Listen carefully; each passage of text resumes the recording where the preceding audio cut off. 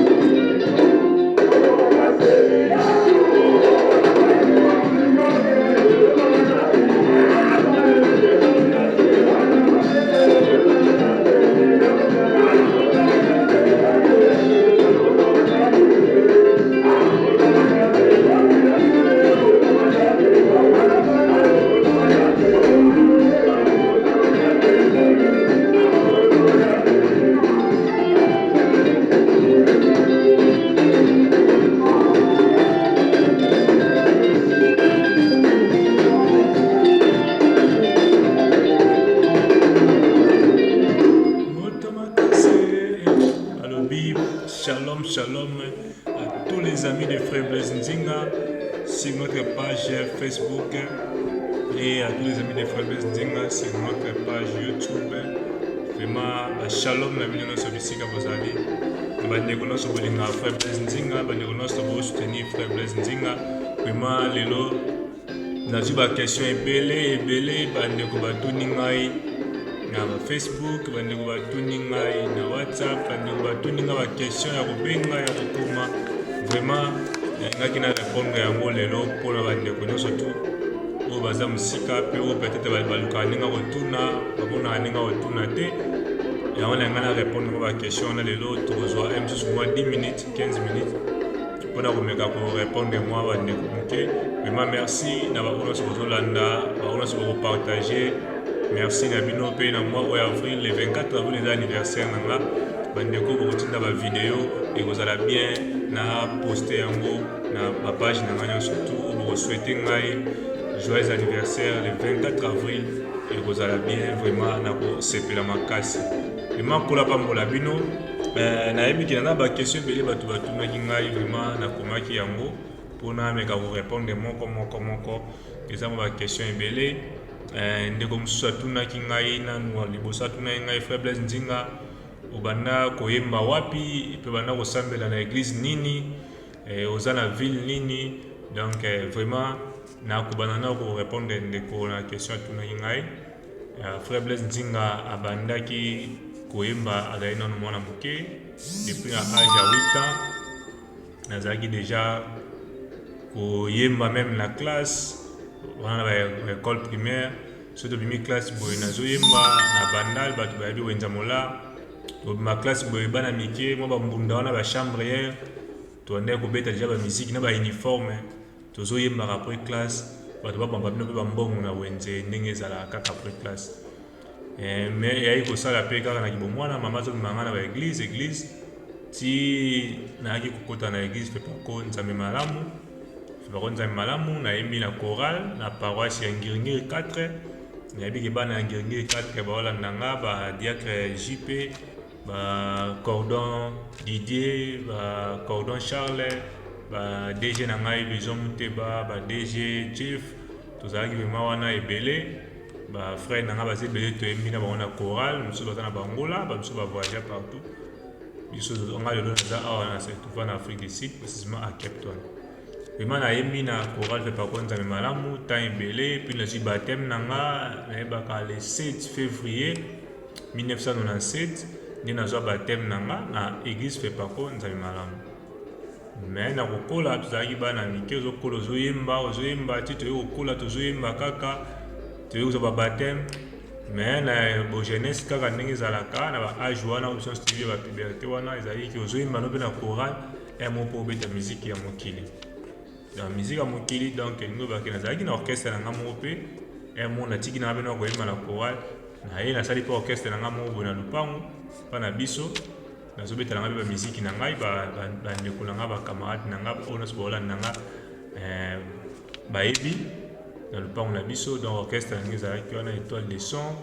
nazali toujours kointerpréter banzembo bavie na biso kaka babetaka lelo bawenge bana nazali kointerprete yango. Après nayaki susu kokende kosala test pa Redi Amis, mais esalaki ke ntango ekomi mpona sala test esalaki ke alobaki mpona ba deuxième fois esilaki, namekaki susu kosala te, namekaki susu naya su jour mosusu, mais esalaki ke nzambe apermetaki te naya kotika misiki wana ya mokili, natikaki yango. Après nzambe aya kosala ke bapara na ngai basalaki naya Afrique du Sud, mais efalaki nakende Angola mpola naya kokota Afrique du Sud. Wana napesi merci na mama na ngai Isabelle, et puis na grand frère na ngai pasteur Zola oyo aza sikoyo pasteur na Lubango, bango nde basalaki ke nalonga Congo naya Angola naya Afrique du Sud. Nakomi mpe na Angola nayembi mpe na travaille mpe na église ya bishop na kotanga kombo na ye te, nasambeli mpe pa na ye. Après wana nayembi mpe kuna, après naye koya Afrique du Sud na 2004 naye na 2005 naye na koti Afrique du Sud. Na Angola nazalaki na 2004 naye na koti Afrique du Sud na 2005. Na Afrique du Sud nazoyemba mpe na église place nakomelaki na église pa pasteur Didier Ditoko, wana ezalaki na Musenberg na Bethesda. Lelo ekoma Shekina Gospel Church, nazalaki wana toekutaki bapasteur Kiki Bala, bafrère Dudu Kitete, bafrère Riki Kasongo, bafrère Kale Kasongo, tozalaki mwa ebele wana toyembaki. Après nayeki koya na église ya pasteur Roland Tangulu, pauvre papa Roland Tangulu na Sila, nazalaki mpe wana. Après nde naye kobanda sikoyo kosala carrière solo na 2011 nabandi carrière solo lokola na composaka dia banzembo na ngai depuis nazalaka na Angola naye awa na Afrique du Sud. Na 2011 nabandi carrière solo. Na 2012 nde nabetaka premier concert na ngai en 2012. Donc question liboso nango wana nameki kopesa mwa parcours na ngai ndenge nabandelaki, et puis ndenge naye okoma Afrique du Sud. Et puis concert ya liboso na beta nazalaka invité na concert ya frère Godé Lewi oyo aza lelo pasteur, nazalaki invité na accompagnaka ye na concert abetaka na 2007 na City Hall ya Metland. Donc tozalaki wana vraiment ya question na si yango wana na répondre nameki kopesa mwa parcours na ngai nabandaki na Congo ntina yo koma na Afrique du Sud.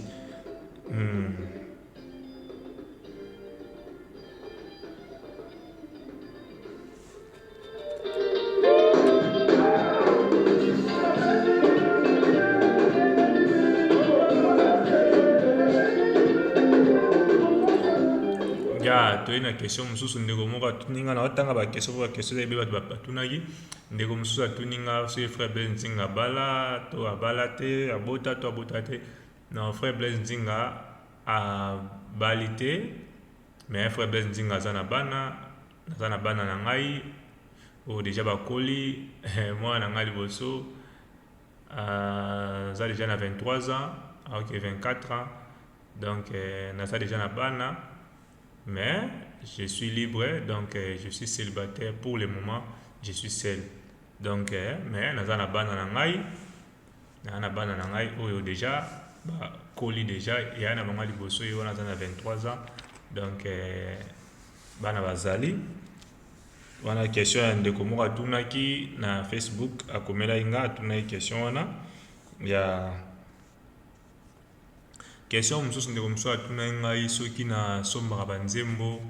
oyo nazoyemba. Na banzembo nazoyemba na nasombi nzembo te, eza banzembo nga moko na kompoza na oyo mpe nazokompose selon ndenge Saint Esprit ezosunga ngai na bainspiration. Et puis nasala kava kaka ya nzembo moko oyo nayemba: kombo na Yesu ezali na nguya, kombo na Yesu ezali na nkembo, ekopesa lobiko, ekopesa esengo, ekopesa kimia mapamboli. Ozali nzambe, nzambe ya vinanga, ozali nzambe yobongwani te, nazoyemba bola mwanzambe na yoyo nazosimba loboko na ye bola mwelekebele. Donc enchaînement wana nde toyemba nayemba na sister na ngai Lorette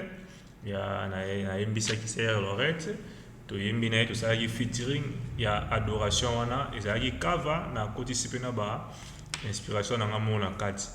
wana nde cover nasalaki me banzembo nyonso yanga moko na nzembo na tosala ya anglais a worship lord eza mpe nzembo na nga moko me nakotisi mwa parti moke mpe ya cover ya motu mosusu na kati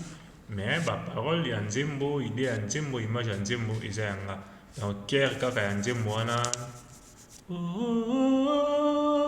Jesus, your name is powerful. Oh Jesus, your name is glorious. Oh Jesus. Dans wanande eza ya mutu na kotisi me ba parole nyonso ya nzembo na toyembi na sister Solange Milambo eza ba parole oyo il a bien préparé au ngamoko na bomisaki. Vraiment sorry, merci. Na question ya ndeko atunaki ngai mpona banzembo ndeko mosusu atuni ngai question bi frère Blaise Nzinga pourquoi ochange baeglise tokaki ozalaki na église na retreat okomi na Salt River okomi na Peru okomi boye naotoloba awa nasi bandeko bacomprendre nga naza mwana oyo naoti nafe pakonza malamu et puis lelo soki nazaka moyembi nazaka musicien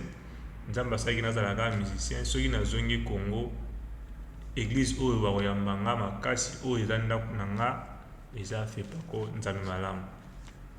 donc paroisse na nga ti lelo bayebi ke naza mwana ya ndako donc na mboka libanda ndenge ezalaka kaka omoni église na yo ezozala te oyo okende na église oyo na baéglise nakendaki mpe ezalaki mabe te nakendaki kosalela nzambe nasali mpe nzambe na ndenge esengeli mosusu mpe ezali badéplacement ya bakartier ozali na quartier okoyi mosika okovanda na ndako te naluka na église nakotaka mais oyo eza mpenza base na ngai mpona kochange baéglise ya liboso eza mpona église eza bamosika okolongo okoyi mwa distance ya mibale ezali baplace oyo mpe nazalaki kokende oyo naleki bazali kosoutenir vision na nga te ozo comprendre lelo oyo tozomona na baéglise mingi baza na système wana trop ya konéglige bamusicien ya kotaso bamusicien neti eloko te ozomona ya mais nga ntango naye na église naotravaille mpenza nayebi ke awa na place na nga naosala mosala nzambe momona yo osala mosala nzambe na église kaka na kati ya église paster ye moko akokana kosoutenir vision na wata yebi ke te moto aza na vision malamu fona soutenir ye ozo comprendre kosoutenir eza kaka mbongo te ezaka considération considérer mutu na eloko mutu azosala mais l'église oza okei boye bapesi yo valeur lelo bapesi yo valeur lelo lobi ana kuna bakomona ndeti eloko te epuis baoyeba te nini eza kati na yo mpo mosali na nzambe ntango aza paster fo moto oyo aza na eloko moko kati na ye soki tosaleli yango nzambe akotombola ezala mpe bien mpo na église na biso osomona siko ntango naza na église naomonake baotianga mpenza donc baopesanga mpenza na l'espace moko te ke non moto oyo totya ye mwa maboko moto tosoutenir ye moto toprie mpo na ye moto tosala boye rien avantage eza kaka ke yo yaka yemba kilte eleki bien bato basepeli babeti maboko nzambe azwi lokumu esili mais vision oyo oza nango oyeba kutanisa yango mpo basala ke bapushi yo mpo kende liboso rien. Donc nazalaki vraiment moto nazalaki koétudier baplace nyonso naozala naomonaka souci ya bato nazalaki na bango ezalaki kaka ke naya nayemba na église kilte eleka bien bato babini bato basepeli esili nango mais carrière onga naosala moto aza na souci nango aza te ok eza fier lelo soki église na nga ebimisi ngai ozomona naotoloba awa nazalaki na nzambe malamu eza église oyo nazalaki mais pour le moment église oyo place nga naza eza place oyo nde baodirige nga eza place oyo nga naosala mosala nzambe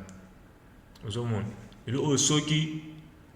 nzambe atomboli ngai nde nazo reconnaître place nauti na nzambe malamu pourquoi pas na reconnaître ke lelo oyo soki nzambe atomboli nga eza par rapport ya église oyo epriaki mpo na ngai église oyo esoutenaki ngai église oyo esalaki boye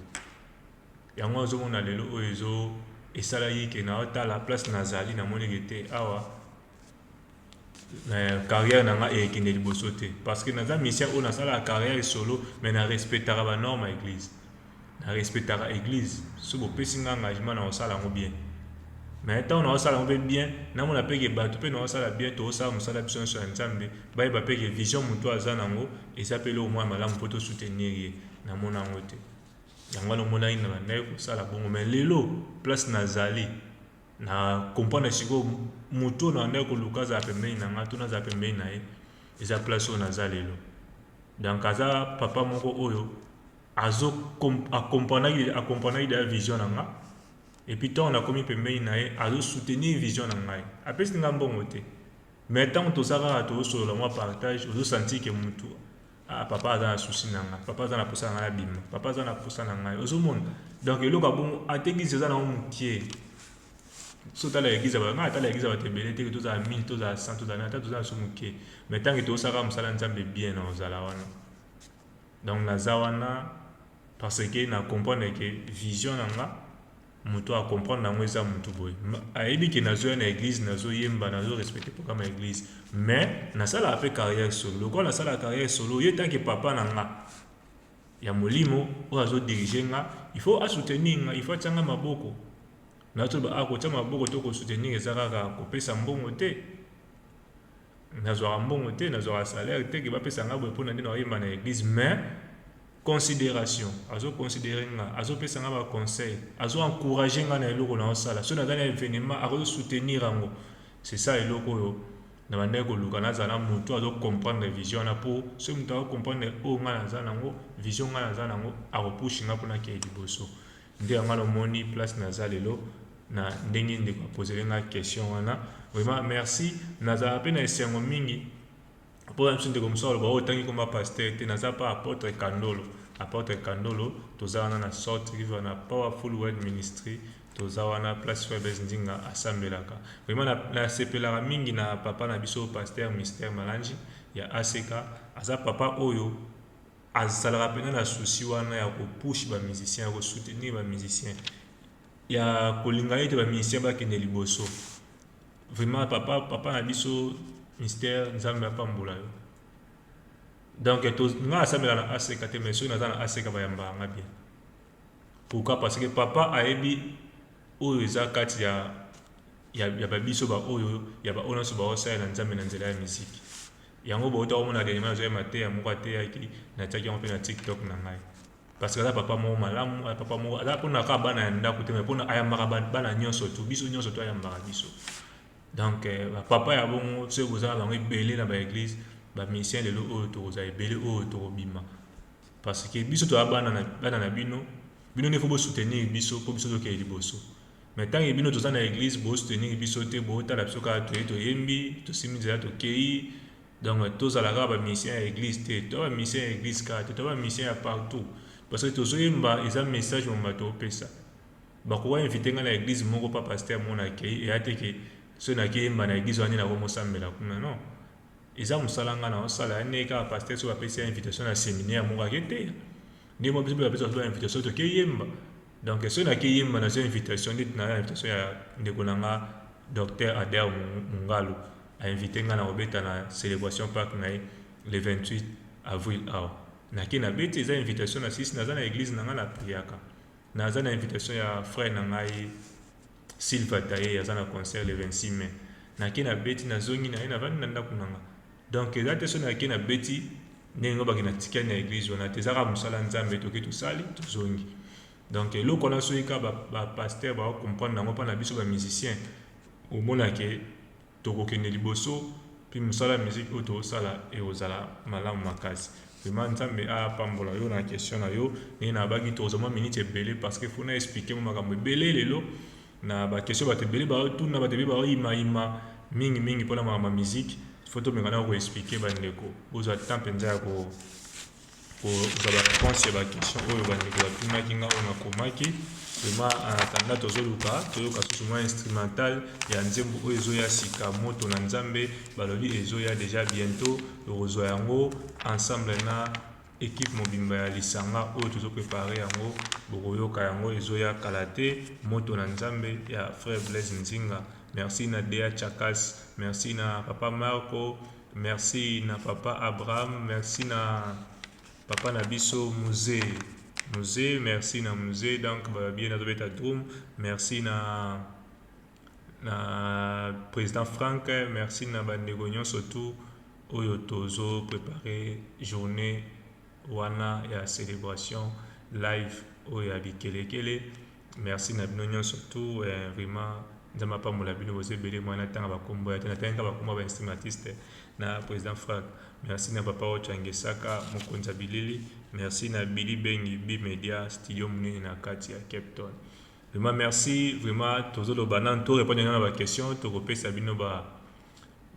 merci Sima et puis to remercier bandeko nyonso tout ma dédicace au sala bien asuka. Vraiment merci.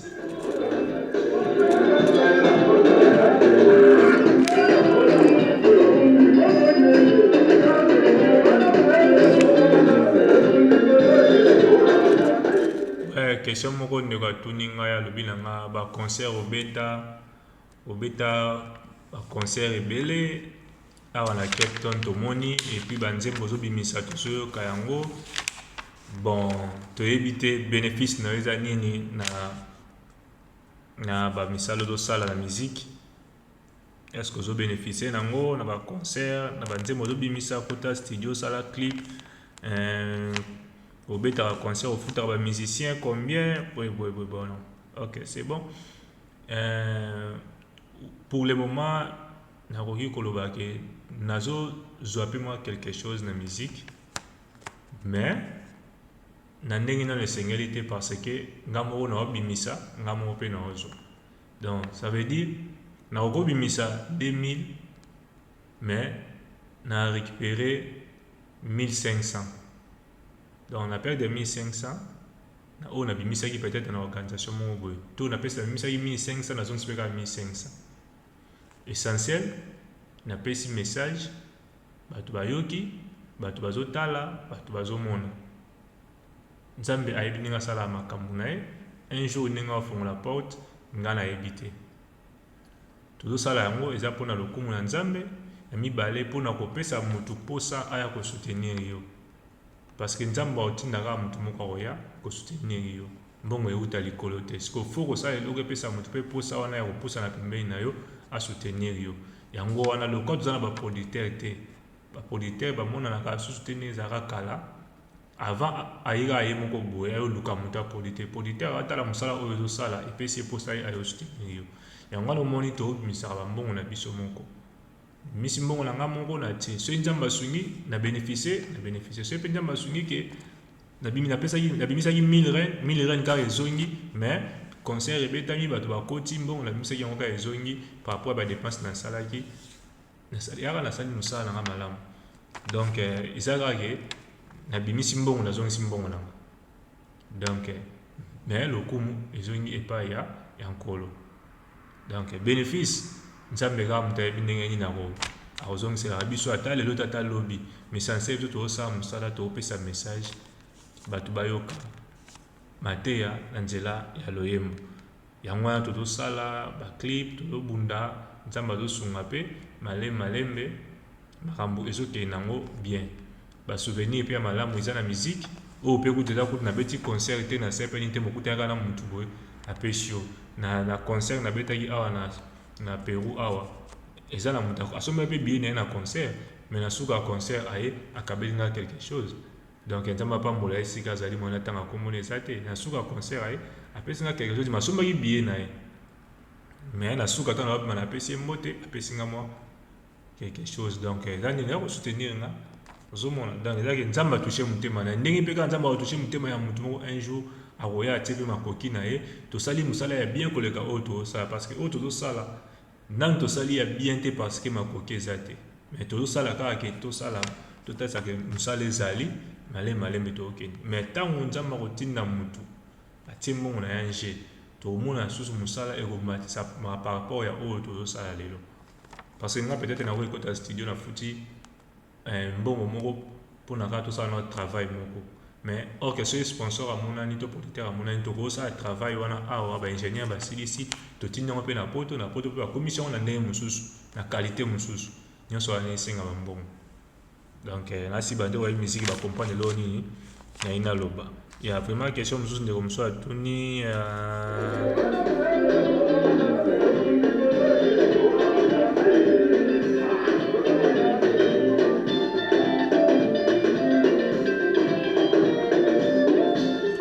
ndeko atuni na question abi monde ya musique. Monde ya musique eza facile to eza facile te. Na monde ya musique eza facile te. Moni nga moko kutu na makambo na kutani nango na bitumbo na kutani nango na musique. Des fois na vanda na loba pourquoi nazalaki musicien parce que na bilo mibale na bandeko kosala mingi na liomwa na nga mpe oyo nalingai mingi ezalaki musique na bale. Donc bacamarade na nga oyo baolanda nga babi na nga tokolango bayebi na banda kobeta bale makasi na banda mpe koyamba makasi. Donc soki na kobeta bale soki toganye soki totiaki 5 bi soki eyebaki nga yakokoza nga atiaki 3. Donc soki tobeti match toganye soki toganye 5 eyebaki nga atiaki 3. Soki toganye 1 eyebaki 1 na nga mona atiaki yango. Donc naoloba baami na nga oyo tokolango bayebi donc nabetaki bale makasi epuis na banda koyamba makasi soki mpe nayambi mpo otianga bi ezalaki facilité. Donc eza biloko mibale nalingai mingi bale na musique mais nayaki kokende mingi na musique. Nakendaki mingi na musique naboyi mpe musique ya mokili nakende nga na musique ya nzambe ndenge nzambe abengelaki ngai. Musique eza facilité nga mona wana bapona nini fai nazala nga joueur mais lokola nzambe abengai nga moye mpe natika eza te tokende kaka ti place nzambe moko amemela biso. Mais musique eza facilité eza na bitumba makasi eza na bamakambo ebele moto mosusu akoino kaka bosala eloko te maino kaka mpo kaka oza musicien. Moto mosusu akokrele makambo mpo kaka abebisa réputation nako bato balinga yo te. Moto mosusu akokosela likambo mpo kaka bato balinga yo te mpo kaka amonaki osala musique. Ozo comprendre? Donc eza na bitumba moko oyo okoki kotika yango mpe mais loko eza mosala nzambe apesaki soki mpo otiki opesi diable makasi. Donc tobunda kaka nzambe akolongisa biso malgré babitumba malgré nini mais eza facile te. Vie ya musique eza facile te. Eza facile te apart kutu studio nini mais eza facile te makambo okutana nango ondima teke okutani nango mais okutani nango kaka donc faut assumer kaka. Donc vraiment yango wana eza facile te na monde oyo ya musique. Na monde oyo ya musique eza facile te. Donc soki na ezalaka na ndenge yaki bomoto koyemba natika na nga na natika na nga musique nakende na ba. Mais lokola naponaki deja nzela oyo natikaki deja wana na bai nakende nango kaka ntina suka na mabe na malamu bato bafinga bato bakosela makambo bato baloba babebisa image na yo mpo bato bayina yo balingaka bango. Donc omona ye mosusu ke musicien moko ayemba apa na nga babika ayemba bien te bato nyonso bayembaka bien te boyeboye ntango ozwa moto yango otiki ye le même kaka bato bandolo bangi bato na bayembaka bien te bazwi bango bakomoyemba na bango. Sere wana ayembaka bien te frère na kutu bato ozoyembisa na baconcert bato ozosala boye mais so otali baimage omona bato kaka bano ayemba na nga oyo bato bamonaki bango bafaux chanteur bayembaka mabe basere wana bayembaka mabe omona bango na baconcert ya bato wana soki bakomoyemba. Donc okomprendreki bato oyo bando olinga nde balongola bato na pembeni nanga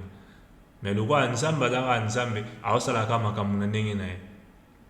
Ya nga aza na nga motu oyo napesaka bato chance nalingaka soutenir motu nyonso tu moto bato baomona mabe bato baoyina nde moto wana nga nazwaka tokende na ye. Donc soki okenda motu wana ntango baomona soki moto anga asali eloko bosali eloko moko bien bazwi soki moto wana babendi ye. Donc tozomona nyonso nde ezoleka mais nzambe ye kaka akobundela bazobundela biso. Merci.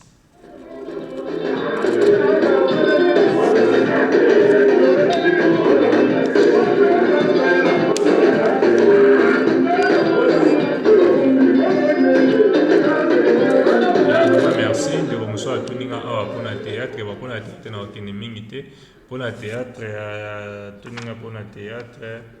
ya mpona théâtre na bandango mpe depuis Congo mais na groupe ya monene te nde kaka nalobi na groupe ya monene te bagroupe na biso moko ya quartier ezali na président na biso rock na bandako travaille mpa na ye tokoki travaille na bacongé ntango bana bakangaka bacongé bajour asuka wana tokoki tosepelisi bana na école tozongi donc na joue mpe barole mo ebele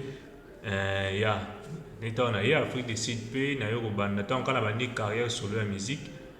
na bandi mpe mama théâtre. Donc nasala ba Jésus la solution ba total mensonge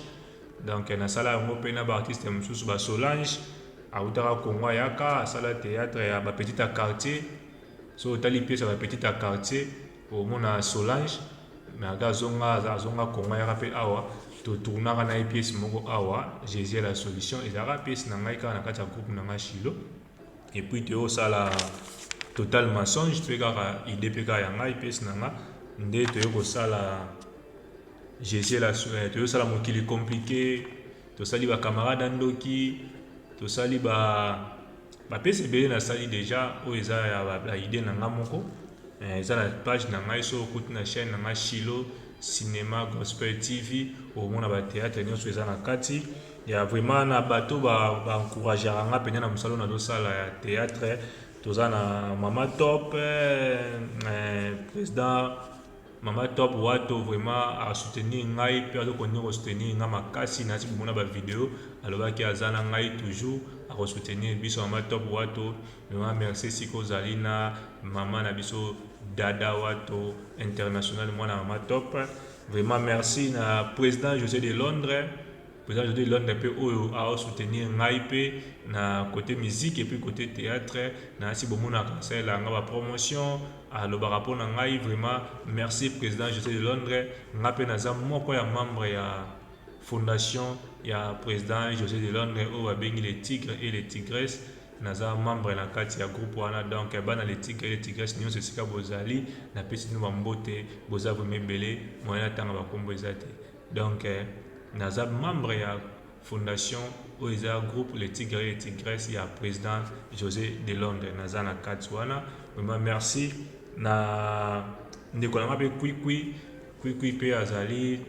aza mpe na kati ya groupe na ngai mpe ya émission tolobela nde tosololaka na ye. ndeko na ngai Sam Monter ye mpe aza artiste comédien na Congo, tosololaka na ye, tosololaka mpe papa Serge mpe tosolola na ye fo tosala pièce moko. Donc naza na ngai na bato wana mpe oyo basala ya théâtre toza ebele bamosusu mpe tosolola kala bavideo na ye tosolola mpe kala, mais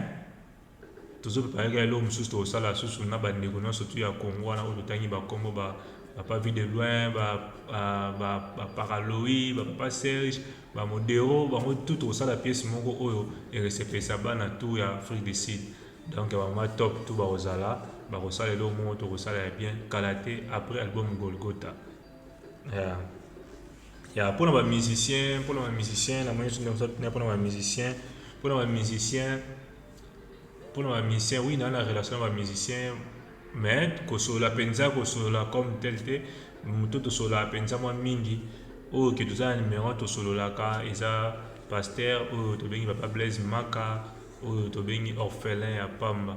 Papa Blaise Maka oyo midemba orphelin ye nde tosololaka mpenza na fone tozosolola. Ndeko na biso Michel Bakenda nazwaka numéro na ye na solola na ye mais atikala korépondre nanu te nanu tosololi mpenza te. Mais ils ont quelques musiciens to solo na bango ba Jenny Ngonde baza moi ebele pe to solo la ka ba frère na ngai nani Deo Mwanda ya o ba imba nzembo na Moïse Matuta natela yo motema na zwa eloko opesanga na moyo ya moto pimela ngai ozongisela ngai yo mokili ebisa ye ozongisela ngai ya moto ya na bungisa ye ya na ngai oyo bayemba nzembo wana na Moïse Matuta frère Deo bambote siko ozali ye mpe aza moto tosololaka na ye. Vraiment bazali oyo tosololaka, mais pour le moment moto tozosola na ye mingi eza Papa Blaise Maka. Pour la préparation ya concert toza nango le 6 octobre eza confirmé concert ezali bientôt botomona affiche bokomona place nini concert ekozala na salle nini bokomona bientôt tokomisa bino affiche mpo bocomprendre place salle ezali ntango tokopesa mpe date basomba babillet toetalisa bino baplace nini bokosomela babillet ya concert mpe soki olingi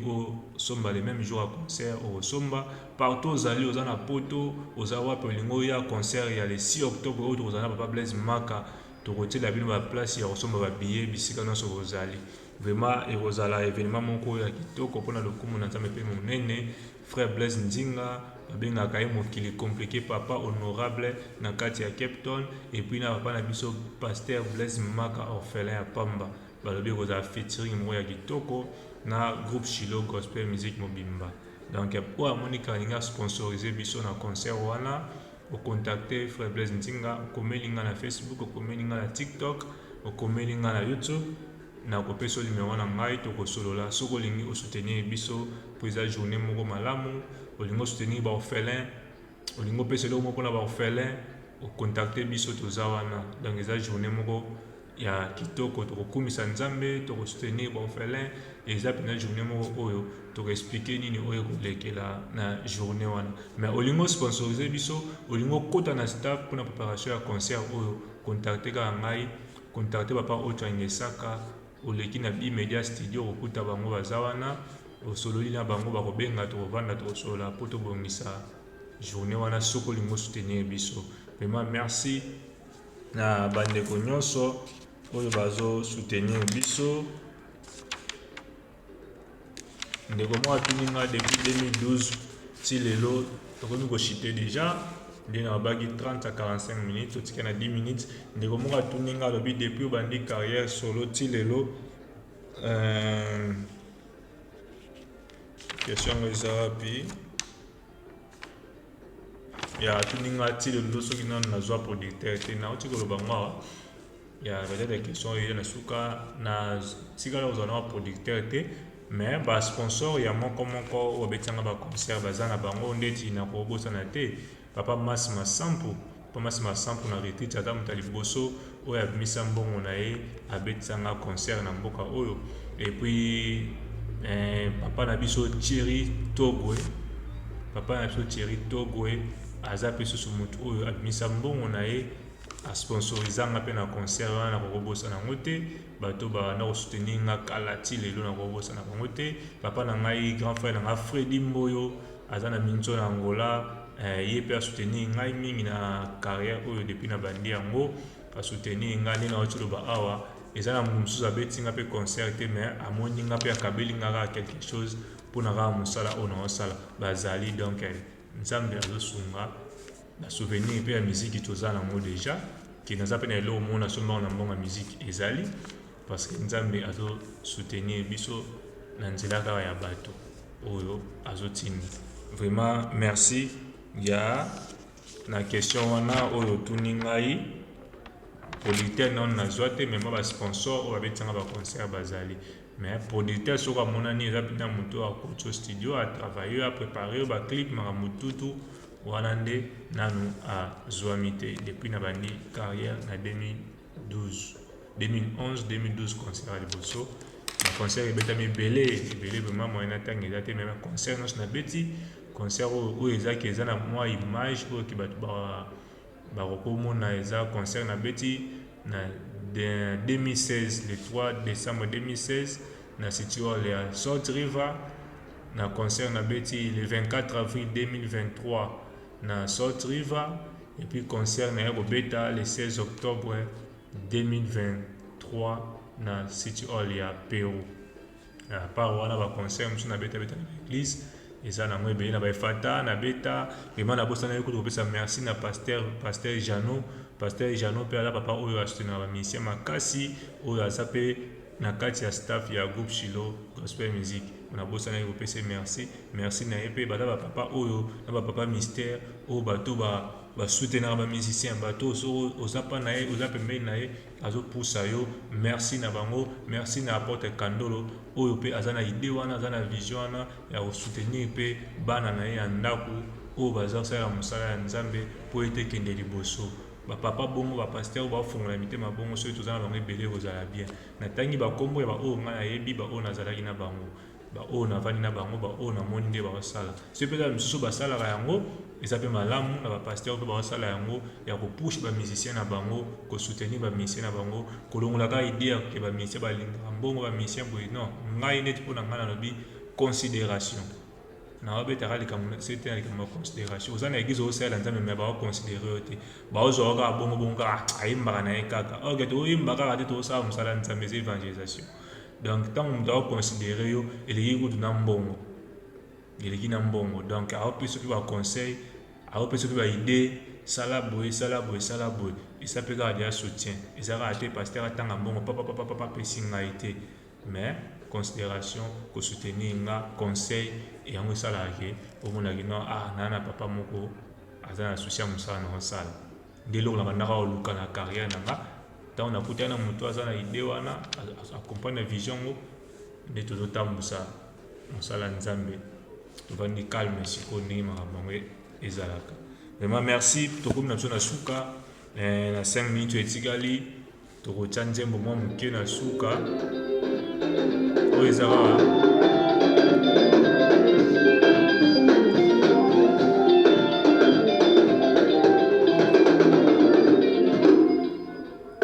dans wana eza moto na nzambe eza koya bientôt bokozwa yango eza équipe mobimba ya lisanga tozoprépare yango bientôt bokozwa yango vraiment mingi ya koloba eza te tokotaki kozwa worship you lord bosabone massivement bolanda worship you lord eza nzembo kitoko ya anglais oyo tosalaki fitiki na mama na biso Solange Milambo bolanda yango partout vraiment bokozwa bokosepela na Facebook na biso ezali na TikTok ezali na YouTube na biso Shiloh Gospel Music Cinéma eza wana bokokuta yango. Vraiment merci na mama Top Wato, merci na président José de Londres, merci na papa na biso Blaise Maka, merci na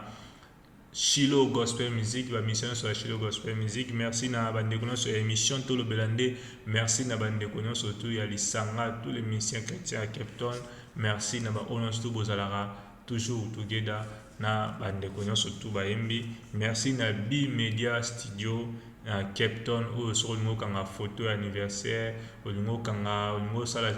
mariage clip maramutu vidéo au contacter B Media Studio bazana Cape Town wana na Loop Street ok kuna okuta bango bazana elongo na papa Billy Bengi na papa Ocho le Master bazawana ko sala musala kitoko. Vraiment merci na DGV de Gouvertention merci na ya Eder Sasa, merci na famille na ngai mobimba boze belé partout esika bozali en Afrique du Sud na Angola na Congo na Europe partout esika bozali ba merci na bino nyonso surtout bozali belé totangi ba kombo bozala mabe. Merci na VV la patrona moko ya ba sponsor ya papa Blaise Nzinga, moko ya ba conseiller ya papa Blaise Nzinga à partir ya France Paris. Vraiment merci na VV la patrona, merci na Bellamy la Rose, merci na Mamo International, merci na Meta Mamo, merci na Mama Nabiso, Mama CC balobi. Merci na yo Ange Mama CC na Katia Bamikili, merci na Bellamy la Rose na Katia Paris, merci na Sandra Malele na Katia Brésil, boza veme belé bande kwa les tigres et les tigresses. Merci na bino surtout, merci na Patricia Bazolana, merci na ba commentaire na yo, merci na Parfum Makiadi, Parfum Makiadi akuna matata, merci na ba commentaire na bino na Facebook, merci na tous les amis de Frère Blaise Nzinga sur Facebook, vraiment na omona ba commentaire na bino bozolak, merci na Eric Baz Kenzo Baz balobi yende directeur artistique ya Frère Blaise Nzinga ou à Simbi Group Shiloh Gospel Music, merci na Eric Kenzo Baz, merci na bino nyonso tout, merci na baimbi nyonso tout ya Shiloh Gospel Music, merci nzambe a zana bino, merci na les jeunes maître fils Mushakuba, merci na ndeko na ngai Maboso, merci na ndeko na ngai Odilon, merci na maître Riva, merci na maître Windam, merci na bino bozaye belé, vraiment nzambe apambola bino bandeko nyonso ya Cape Town bozaye belé bakombo ezoya merci to kimisi bakombo mosusu eza bien te. Merci na bino le 6 octobre tozana concert munene oyo tozana invité na biso papa Blaise Maka orphelin ya pamba azoya na mboka oyo tokozala na ye na concert le 6 octobre. Donc tout se préparer déjà tant tokotia date osomi ba billet osomi billet na yo oye na famille to sepela ensemble tokozala na besoin ba orphelin nyonso tozala na bango pe jour wana tokutana bakutana papa Blaise Maka oyo aza orphelin aza na message oyo akopesa bana na biso akopesa bandeko na biso oyo batika ba parents tokozala na bino le 6 octobre bozanga te boya tokutana na bino le 6 octobre. Vraiment soki oyebi ke ozana ba orphelin moko oyebi bango yango tolobi okomeli Papa Blaise Nzinga tokoyeba ndeni tokosala programme nini tokosala pour la journée ya le 6 octobre. Vraiment tokozala wana na événement munene tobengisa basali na Nzambe bato ebele ba église nyonso tu ya Afrique du Sud ya Cape Town bozala wana tozala wana mpona kokumisa Nzambe. Vraiment kala te tokozwa fiche na biso tika ete Nzambe apambola bino topesi kaka merci na Nzambe wana tokotia kaka a worship you Lord ebeta mwa mokie po tokata émission na biso. Vraiment Nzambe apambola bino na bosani te bandeko nyonso tu oyo bobengaki bokomantaki. Vraiment merci na bino. Papa Yves Mafolo merci na yo. Papa na biso DJ Clovis na Peru na bosani yo te bambote na yango wana donc boza mo ebele. Vraiment Nzambe apambola bino tokutani next time na baki lelo na oloba mwa mingi mpona kopesa mwa badetail na bandeko oyo batunaki baquestion na bango baaki to répondre na baquestion oyo mbala nsima tokoya susu soki oza na question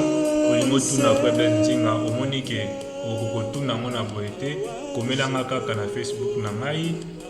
Papa Blaise Nzinga tuna boyeboye ata soki otuna question mpona Papa Blaise Maka mpona Mama Top mpona Frère Blaise Nzinga mpona banzembo komela ngai na se na korépondre yo na Facebook na nga komeli nga na message nga tana osala émission na otanga kombo na répondre soko lingi natanga kombo ya merci na bino nyonso tu kombo moko yela nga awa me ekimi. Merci Nzambe apambola bino bandeko na nga tu baami na nga tu ya TikTok nazomona ba commentaire na bino. Merci Nzambe apambola bino. Merci na Pasteur Derrick Yayo tokutani next time. Merci.